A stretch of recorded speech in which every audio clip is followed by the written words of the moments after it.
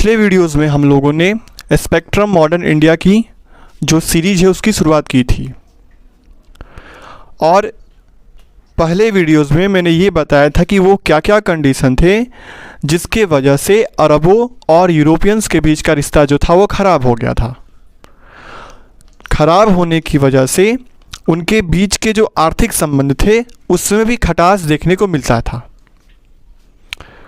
इन सारी परिस्थितियों के बाद से आज हम लोग इस बात पे ज़्यादा चर्चा करेंगे कि वो कौन कौन से कारक थे जिसने यूरोपियों को प्रेरित किया भारत के साथ सीधा व्यापारिक संबंध स्थापित करने के लिए।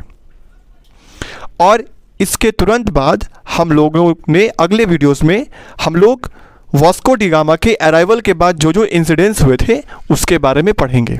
पर सबसे पहले हमें ये जानना है कि वो कौन कौन से रीजन्स थे जिसके वजह से यूरोपियंस ने अपने व्यापार को, अपने ट्रेड को एक्सप्लोर करने का निर्णय लिया था। जब अरबियंस और यूरोपियंस के बीच का रिश्ता खराब होने लगा तो उसका प्रभाव उनके आर्थिक व्यापार और आर्थिक संबंधों पर भी ठीक ठाक पड़ा था।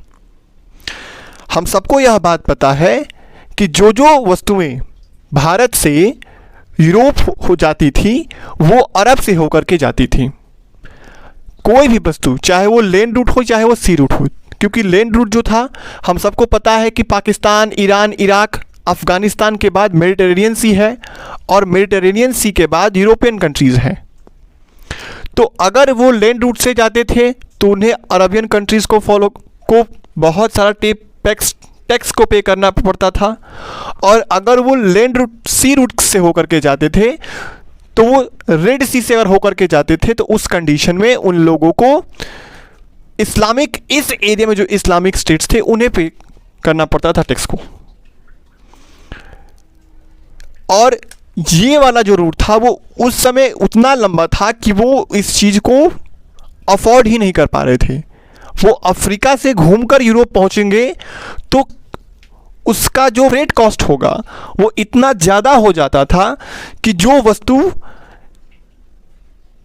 एक सामान्य मूल्य पे बिकती थी, सपोज करके कोई वस्तु जिसकी कीमत 15 रुपये है, क्योंकि उस पर फ्रेट कॉस्ट ज़्यादा लग गया उसकी वजह से वो वस्तु उस मूल्य पर नहीं बिकेगी जिस मूल्य पर वहाँ के लोग उसे खरीदने के आदी थे। इन सारी परिस्थितियों ने यूरोपियंस को कई वर्षों तक परेशान रखा था। वो भारतीय वस्तुओं के बहुत ही ज़्यादा शौकीन थे और इसके बावजूद क्योंकि अरबियंस उनको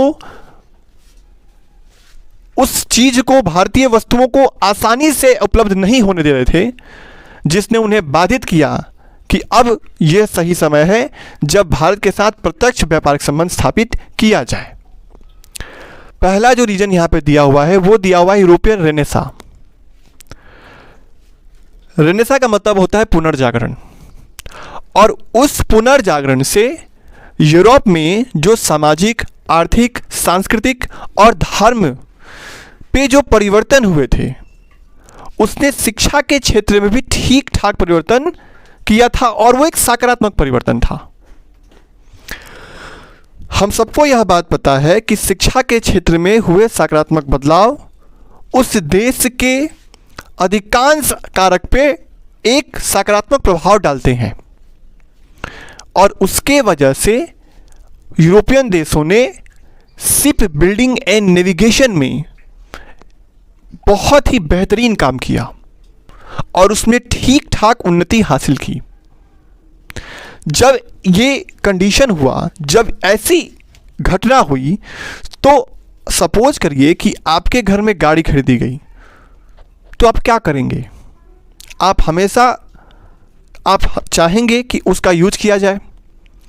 तो अगर यूरोपियन देशों ने शिप बिल्डिंग एंड नेविगेशन के क्षेत्र में विकास अर्जित किया है, विकास को हासिल किया है, तो उस स्थिति में वो चाहते थे कि हम इसका प्रयोग कैसे करें। उनके मन में ये इच्छा थी कि हमें भारत के साथ प्रत्यक्ष व्यापारिक संबंध स्थापित करने हैं, और यह उस ओर एक पहला कदम था। लेकिन केवल इतना होने से उनकी ये इच्छा मुकम्मल हो जाए ये संभव होती नहीं दिख रही थी। और भी कई सारे फैक्टर्स थे जिसका होना उनके इस सपने को पूरा करने के लिए बहुत ज़रूरी था। हुआ ये कि शिप बिल्डिंग और नेविगेशन में जब उन्होंने उन्नति पाई, ठीक उसी समय यूरोप में आर्थिक विकास भी देखने को मिला, और वो आर्थिक विकास कृषि के क्षेत्र में था। विकसित कुदाल, क्रॉप रोटेशन सिस्टम और भी अन्य प्रयोगों जिसे कृषि में किया गया था, उसने यूरोपियन देशों में आर्थिक समृद्धि लाई। और सबको पता है कि अगर किसी देश में आर्थिक समृद्धि आती है, आर्थिक विकास होता है, तो वहाँ के लोगों का परचेजिंग पावर बढ़ता है, और जब किसी व्यक्ति का परचेजिंग पावर बढ़ता है तो खुजली तो उसे होगी ही। जब यूरोपियन देशों में आर्थिक समृद्धि आई, तो उन्होंने, क्योंकि उनके अंदर ये एक ऑब्सेशन आ गया था कि अब चाहे कैसे भी कुछ भी हो, हमें अब अंतर्राष्ट्रीय व्यापार के लिए प्रेरित होना चाहिए। हम किसी देश पे निर्भर नहीं हो सकते, क्योंकि वो हमें कभी भी इस डायलेमा में डाल सकता है कि हम उसके प्रोडक्ट को उस मूल्य पे खरीदें जिस मूल्य पे वो हमें बेचना चाहता है। और जब आर्थिक समृद्धि आई तो उसके वजह से परचेजिंग पावर बढ़ा, और सबको यह बात पता है कि जब किसी भी व्यक्ति का या किसी भी देश का परचेजिंग पावर बढ़ता है तो उसके वजह से उसके डिमांड में भी ठीक ठाक बढ़ोतरी देखने को मिलती है। हम सबको यह बात पता है, economic prosperity. Are you understanding my point, what I am saying? तो जो इकोनॉमिक प्रॉस्पेरिटी, आर्थिक समृद्धि यूरोप में देखने को मिल रही थी, उसके वजह से डिमांड जो थे, वो प्रोडक्ट के जो डिमांड थे वो बढ़ने लगे, और प्रोडक्ट के जो डिमांड बढ़ने लगे उसके वजह से भारतीयों के द्वारा निर्मित प्रोडक्ट्स की डिमांड जो थी वो और ज़्यादा बढ़ने लगी। यूरोपियंस भारतीय प्रोडक्ट्स को भूले नहीं थे, वो चाहते थे कि भारत के साथ एक प्रत्यक्ष व्यापारिक संबंध स्थापित हो, और वो इसके लिए प्रतिबद्ध दिख रहे थे। अब देखिए, इसके बाद से जब इकोनॉमिक प्रॉस्पेरिटी आ गई, फिर यहाँ पे एक और चीज़ देखने को मिला। उस समय एक और घटना देखने को मिलती है, और वो था नॉर्दर्न यूरोपियन कंट्रीज़ जो थे वो पुर्तगाल को और स्पेन को, जिन्हें वो तैयार कर रहे थे पूरे देश में व्यापार को फैलाने के लिए। वो दो ही देश थे, पुर्तगाल और स्पेन, जिन्हें यूरोपियन देश तैयार कर रहे थे व्यापार को फैलाने के लिए। लेकिन ये दो देश जो है वो साउदर्न यूरोप में है। आप अगर देख पाएंगे मैप में तो आपको बहुत ही क्लियरली उस चीज़ को वो दिखेगा।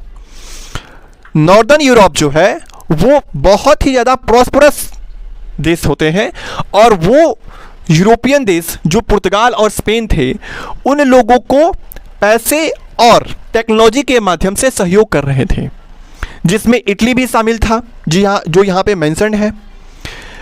ये सारी चीज़ें होने के बाद चीज़ें और आसान हो गई, और ऐसा लगने लगा कि हाँ, अब ये सही समय है और कुछ चीज़ें हमारे फेवर में हो जाए, तो इससे चीज़ें हमारे फेवर में आ जाएंगी, और हमारा जो सपना है कि हम भारत के साथ या अन्य देशों के साथ प्रत्यक्ष रूप से व्यापारिक संबंध स्थापित कर सके, वो संभव होता हुआ दिखने लगा। हम सबको यह बात पता है कि कोई भी व्यापार अगर वो अंतर्राष्ट्रीय स्तर का है तो उस स्थिति में क्या होगा? उस स्थिति में यह बहुत ज़रूरी है कि उस राज्य के जो सरकार है उसका सहमति मिले। और सबको यह बात पता है कि अरबियन देशों में और यूरोपियन देशों में, चाहे वो अरबियन देश है चाहे वो यूरोपियन देश है, दोनों ही देशों के बीच अंतर्राष्ट्रीय स्तर पे एक खटास देखने को मिल रही थी, और जिसके वजह से वो लोग एक दूसरे के साथ अंतर्राष्ट्रीय स्तर पे किसी भी तरह की बातचीत करने के लिए तैयार नहीं हो रहे थे। पुर्तगाल के जो प्रिंस थे हेनरी, उनके लिए भी यह एक जुनून था कि अब कुछ भी हो जाए, अगर चीज़ें हमारे फेवर में आती है तो हमें भारत के साथ या अन्य देशों के साथ प्रत्यक्ष व्यापारिक संबंध स्थापित करना चाहिए। जो उन्होंने किया, उन्होंने जब यूरोप में उन्होंने एक साथ इतने सारे परिवर्तन को होते हुए देखा तो उन्होंने इस बात की आज्ञा दी और सहर्ष आज्ञा दी कि जाइए और जाकर के भारत के साथ व्यापारिक संबंध स्थापित करिए। ये सारी परिस्थितियां होने के बाद, ये सारी कंडीशंस फुलफिल होने के बाद एक और कंडीशन था, और वो था कि पुर्तगीज और स्पेन आपस में क्या संबंध स्थापित करते हैं। जो पुर्तगाली है और जो स्पेन है, उन दोनों के बीच आपसी नेगोशिएशन और आपसी संधि जो है, क्योंकि व्यापार जो होता है उसमें चाहे 2 कंपनी हो, 3 कंपनी हो, 4 कंपनी हो, सबके अपने टर्म्स एंड कंडीशन होते हैं, और उस टर्म्स एंड कंडीशंस को फुलफिल करना दूसरी कंपनियों का एक दूसरे के साथ जो म्यूचुअल कोऑपरेशन होता है उसको फुलफिल करना बहुत जरूरी होता है। ट्रीटी ऑफ टोरडेलियस एक संधि हुआ था जिसमें अटलांटिक ओशियन में एक केप वर्डे आइलैंड है,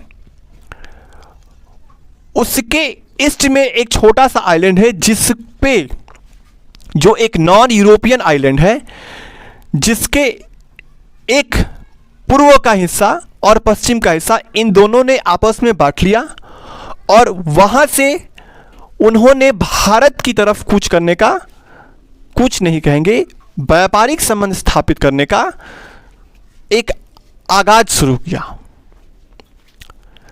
हालांकि इससे पहले एक बार 1487 में बार्थोलोमेव डियास नाम का एक शख्स था जिसने यूरोपियन देशों के रास्ते भारत पहुंचने की कोशिश की थी, पर वो संभव हो नहीं पाया था किसी कारणवश। लेकिन ट्रीटी ऑफ टोरडेलियस के बाद 1797 में पुर्तगालियों ने वास्को डी गामा के नेतृत्व में सफलता से भारत पहुंचे और भारत के साथ वहां से यूरोप के साथ सीधा व्यापारिक संबंध देखने की शुरुआत होती है। इस वीडियो में इतना ही, कल अगले वीडियो पे बात करेंगे।